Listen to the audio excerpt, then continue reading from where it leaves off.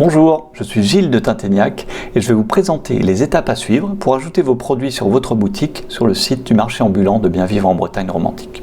Première chose à faire, c'est de vous reconnecter à votre espace, à votre compte, pour arriver dans votre espace d'administration du magasin. Là, vous avez à gauche la liste des menus et si vous allez sur le menu Produits, vous avez un bouton Ajouter sur lequel vous cliquez pour ajouter un produit.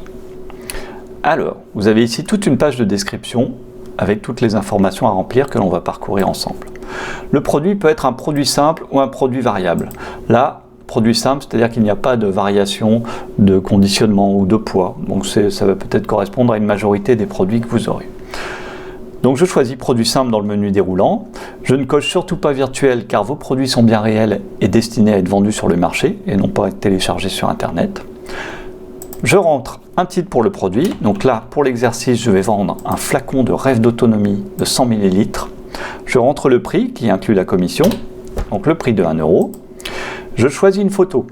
Alors je vais prendre une photo, je vais téléverser un fichier et je vais prendre la photo qui arrive. Donc cette photo, ce qu'on vous demande sur les photos, c'est que les photos soient carrées. Or, moi j'ai pris une photo avec mon téléphone et elle n'est pas carrée, elle est 16/9. Donc je peux quand même la modifier dans ma médiathèque, une fois qu'elle est téléversée.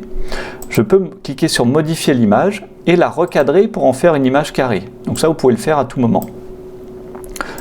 Je fais une sélection à peu près carrée et pour être sûr qu'elle est bien carrée, en fait je vais dans les mesures de sélection en cours dans la colonne de droite, je mets la même chose dans les deux en largeur et en hauteur et là j'ai une sélection carrée que je peux déplacer avec la croix.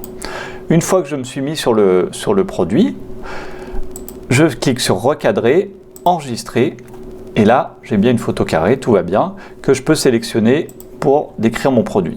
Voilà, comme ça les photos seront homogènes sur la plateforme.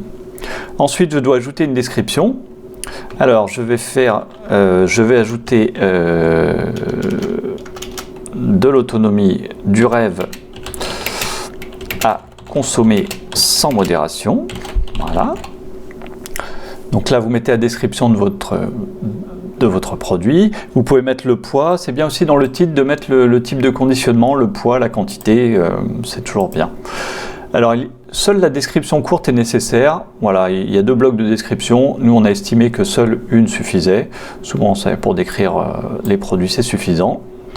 Et ensuite la fiche est remplie et il faut maintenant ajouter les catégories et étiquettes qui vont permettre de faire la navigation du produit et de l'indexer dans la plateforme pour savoir où est-ce qu'il va se retrouver. Donc vous choisissez dans toutes les catégories ici. Donc moi je prends épicerie et puis si vous cliquez sur la flèche vous avez des sous-catégories. Donc je vais mettre moi par exemple que c'est un jus de fruits pour les besoins de l'exercice. Voilà. Donc là vous choisissez, vous cochez tout ce qui correspond. Normalement il y a un choix qui correspond, mais c'est bien aussi de cocher la catégorie et le sous-type. Ensuite vous avez l'étiquette. Alors l'étiquette il est indiqué dans la case à remplir, séparer les mots-clés par des virgules. Donc ce qu'on vous demande c'est de ne pas inventer de mots-clés parce que ça brouillerait la navigation, ça rajouterait des menus de navigation pas du tout cohérents entre les produits. Donc ce qu'on vous demande c'est plutôt de choisir parmi les étiquettes utilisées en cliquant sur le lien ci-dessous. On en a défini 2 pour l'instant qui sont produits local et produits bio.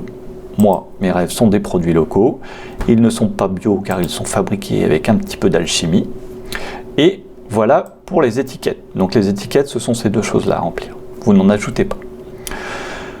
Ensuite, le panneau principal est rempli et il reste ces 5 menus que nous allons voir ensemble. Donc l'inventaire, c'est ce qui permet de gérer le stock si vous en avez un. Ce n'est pas toujours le cas. Des fois, vous avez assez de produits pour fournir la demande du mercredi au vendredi sur le marché. Donc pas de problème. Moi, je n'ai que 10 bouteilles à vendre sur ce marché en stock. Donc je coche la case gérer le stock et je rentre la quantité. Voilà. Livraison, vous n'avez pas à vous en occuper. Et ce qu'on vous demande, la dernière chose à remplir pour un produit simple, c'est 2 attributs qui sont là, l'attribut producteur et l'attribut type de produit. Donc ça pareil, ce sont des choses qui vont permettre de faciliter la navigation et de bien référencer vos produits dans les menus de gauche de la boutique. Donc j'active l'attribut producteur. Et donc là, ce qu'il faut faire, c'est rechercher dans la liste le nom de votre boutique. Normalement, tous les noms sont rentrés. Si ce n'est pas le cas, vous nous envoyez un mail à Aide Technique et nous le rajouterons dans les plus brefs délais. Voilà, c'est fait. Vous pouvez décocher la case visible sur la page produit, ce n'est pas nécessaire. Dans notre cas, ça n'apportera pas d'informations. On sait très bien que c'est vous qui vendez ce produit-là.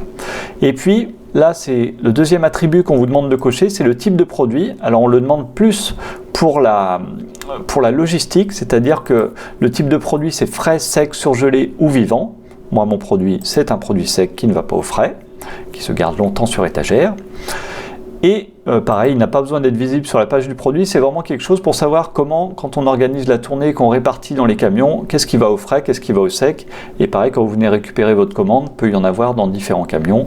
Donc c'est bien de remplir ça pour les clients qui viendront chercher leur commande.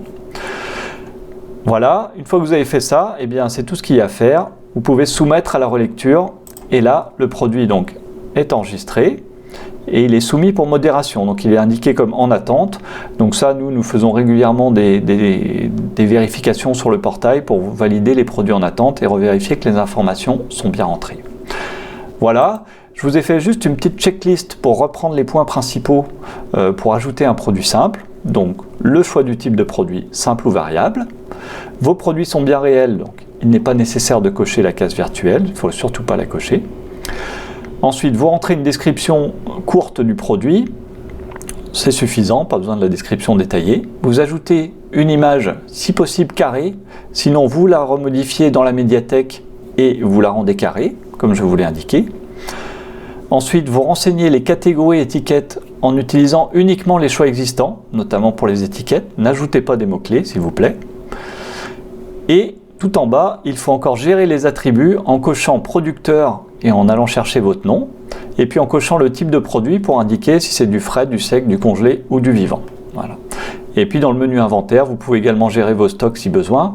Et ce qu'on disait, c'est que ce qu'on se disait entre nous, c'est que si vous, plutôt que d'effacer une fiche produit, vous pouvez mettre le stock à 0. Du coup, il n'apparaîtra plus dans la boutique, mais vous n'aurez pas à tout retaper le jour où vous voulez refaire ce produit. Et bien voilà, j'espère que ça vous a plu et que c'était clair. Je vous remercie et je vous dis à bientôt.